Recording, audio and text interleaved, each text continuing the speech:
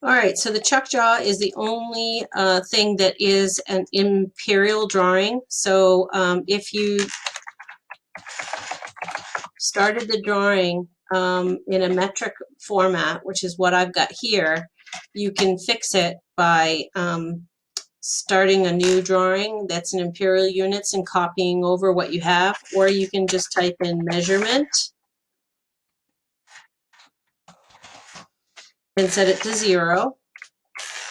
And then you just need to remember to reload all of your line types. So I want to load center 2,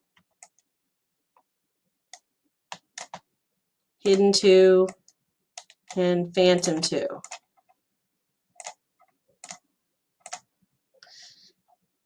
Once you have those reloaded, do a regenerate, RE for regen, and you can see that the line type patterns come in. So a lot of people make that mistake with this drawing, is they just keep kind of cranking on and don't realize that the drawing is in inches, and so then their line types aren't coming out right.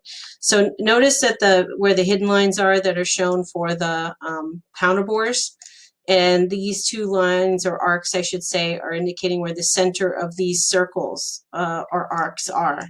Similar to this index slide, you have some dimensions that you've been given to locate the corners of where that arc are hitting the sides of the chuck jaw. So 1.75 inches over from the end of the object. That distance is from here to here is 1.75. If you locate that line by offsetting 1.75, oops, let's explode this. Then you're able to create, and I can use the circle or the arc start end radius and go from here to here and put in a radius of 4.5. And it creates the arc. So you have to have those pieces of information to do that properly. Once you've located that arc circle, this arc and this hidden line arc have the same centers. As you can see, when I select them, they all share the same center. These two circles are representing a hole that's being drilled into the object, where the hole is larger at the first part of the drilled hole, and it's larger at a depth of 81 millimeter, or 81.81 inches rather, and then it goes down to a width or diameter that's smaller for the rest of the through hole. And you can read this by looking at the dimensions. This 2x means 2 times. We have a through hole that goes all the way through the part that's 50 inches in diameter, 0.5 inches in diameter. And then we have this symbol right here means counterbore. And it says 0.75, meaning the diameter of this larger part of the hole is 0.75 at a depth. This is the depth symbol of 0.81. So from this surface, I go down 0.81, and that's where the depth of that diameter of 0.75 would be. And then on this lower counterbore, we actually measure that 0.81 depth from this surface here down, which is why we're getting this little piece cut out from where that counterbore is happening.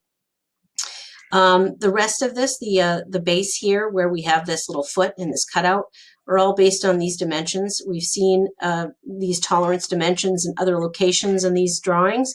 This is an upper and a lower tolerance. And again, you want to try to draw this to maximum material conditions. So you would start here on this side and offset 50. And then we would use the smaller of the two numbers to define that other edge, because I can always make this larger if I need to. And then the width here is 175. So if we do that correctly, we create that side view. Let's create that side view really quickly here. I'll use the construction layer to do that.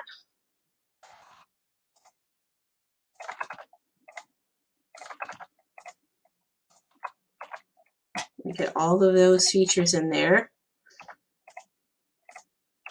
And we want to create a miter line from that spot, making sure we have a 45-degree angle. There we go.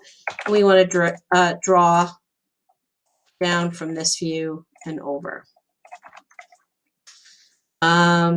Okay, so let's convert these lines to object lines and trim them. Okay, so here we are. And let's turn on line weight so we can see the line weight. So according to the dimensions, I want to go offset 0.5.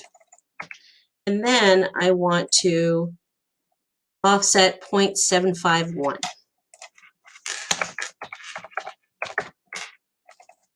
And that's the correct location for those two edges. Then I go back to my dimensions and look, what's the depth of it? The depth is 0.12. And then I have another depth here of 0.12. So it's actually, I've got to do that twice. I've got to go offset 0.12. Whoops. Let's try that again. Offset 0.12 twice. 1, 2 like that. And we would keep this line here, get rid of this line, and let me see if I did that right. Yes, that's right. So, yep, and then I want to trim those lines to here. So that's what we would see from this end. What we're actually seeing in the side view is a hidden line here. Let's use match properties. I like using match properties. And then we would see an object line.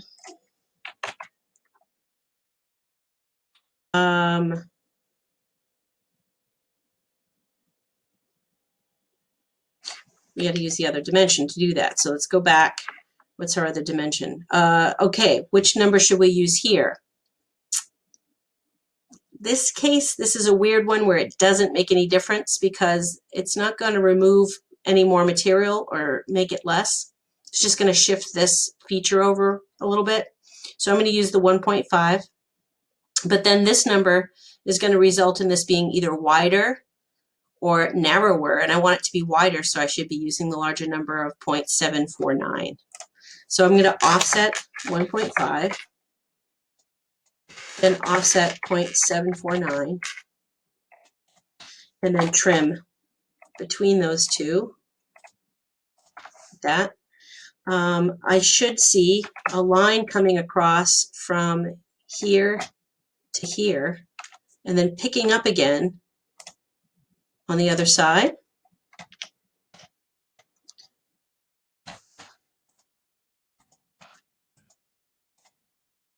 And then we just don't need any more of these lines here or this line. So now we've got that little foot that's sticking out beyond the bottom edge of the surface, but it's set to the right dimension. And we have a hidden line that's showing the full size of that notch. And then we have the side views of these counterbore holes passing through here. Now these counterbore holes happen to line right up with where this notch is that's going through the whole piece. So if I were to show what's going on here in this top view,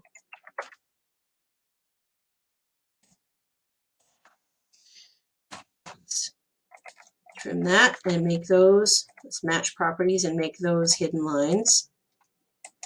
Do you see that these holes on the center are completely inside those the hidden line features, which means that the holes stop at this surface. So I've got those hidden lines going too far. So they should stop here. Because there's nothing else for those holes to pass through for, so they're not going to create an edge. And now we've got that side view drawn correctly, and we have these notches drawn correctly. Everything else here we need to project through the miter line or over from that front view, or over and down from the top view, as you've learned in previous assignments.